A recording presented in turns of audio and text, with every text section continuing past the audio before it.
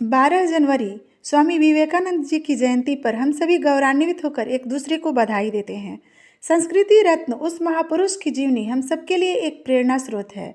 उनके अनमोल जीवन दर्शन से मैं कुछ पंक्तियां तलाश कर उसमें अपना मंतव्य जोड़कर पेश कर रही हूँ। आशा करूँगी आप सब मन से सुनेंगे व अपनी प्रतिक्रिया मुझे अवश्य देंगे। स्वामी जी की अभिप्रेरक पंक्तियां हैं, ब्रह्मांड की सारी शक्तियां पहले से हमारी है। वो हम ही हैं जो अपनी आंखों पर हाथ रख लेते हैं और फिर सोचते हैं कि कितना अंधकार है। अब मेरा मंतव्य, सत्य को अनदेखा करने की हुनर इंसान को जाता है। यथार्थ और सत्य का खोज भी इंसान ही करता है, पर अपने ही बेहतरीन किरदार में सिंध लगाना इंसान की सचल क्रियाशीलता की देन है। शोधकर्ता मनुष्य की कुशलता है कि वो अपने हर भावार्थ का एक सांकेतिक परिमाप गढ़ लेता है। निरंतरता का घोतक अनुक्रमांक, अनंत का भी अभिलेखित चिन्ह, अंकों के मस्तक पर एक शून्य रख छोड़ना इंसान की बुद्धिमत्ता है। इंसान स्वयं में प्रकृति और विज्ञान दोनों है, यानी नैसर्गिक और भौतिक भावों का जटिल मेल या सम्मिश्रित गुणवत्ता मानव स्वयं में अपनी ही उपलब्धि है। ब्रह्मांड की सारी शक्तियाँ पहले से हमारी है। वो हम ही हैं जो अपनी आंखों पर हाथ रख लेते हैं और फिर सोचते हैं कि कितना अंधकार है। सचल समय का उल्लेख अचल है।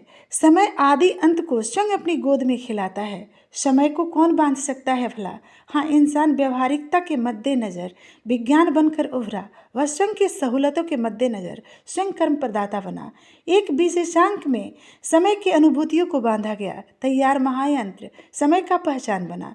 समय से उस उत्पन्न ऊष्मा में इंसान की अपनी ऊर्जा का सामंजस्यमान एक दृष्टिकोण बना, जिसे समय तालिका में विधि, नीति, उन्नति या कुछ भी कहें। समय को मापने की प्रणाली द्वारा जीवन में बहुत सहूलत हो गई। जीवन का वक्त एक निर्धारित भावार्थ साबित हुआ। सामाजिकता पल्लवित व फलीभूत हुई। विकास का येन केन प्रकारेण सब कुछ आज समक्ष है।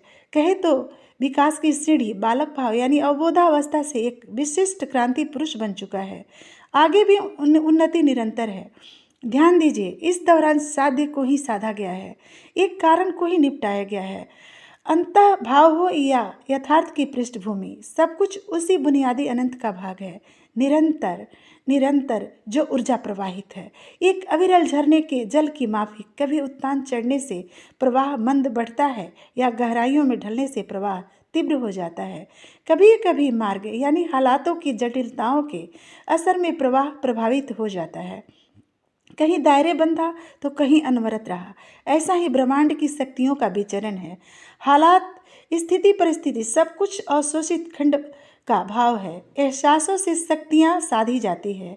जीवन व जीवन की उपलब्धियाँ कोई चमत्कार नहीं है, प्रकृति का उसका स्वतंत्र अधिनियम है। सृजन व संहार के उसके अपने तर्क हैं। इंसान की उपलब्धि उसके संघर्ष का परिणाम है। कर्मठ इंसान भाग्य को मंझकर उसे फलस्वरूप उपलब्धि पाता है, क्योंकि नीति सदा नियत है, अपने पृष्ठभार यानी वजूद सहित अपने अस्तित्व नियति में। मंथर भाव में बढ़ना मनुष्य राह की बारीकियों को समझकर, राह कोई कठिन नहीं है, धरती हो या अंबर, पाकर सब कुछ करता होने का अभिमान ना करना, क्योंकि आपकी उपलब्धियां प्रोत्साहन स्वरूप स्वयं काल के पृष्ठ पर अंकित हो चुका है। देखो, बहानेबाजी करके अकर्मण्यता धारण ना करो, अपनी निकृष्टता का दोष समय पर मत मढ़ो, क्योंकि कारण ब्रह्मांड की सारी शक्तियाँ पहले से हमारी है। वो हम ही हैं जो अपनी आंखों पर हाथ रख लेते हैं और फिर सोचते हैं कि कितना अंधकार है। Thank you.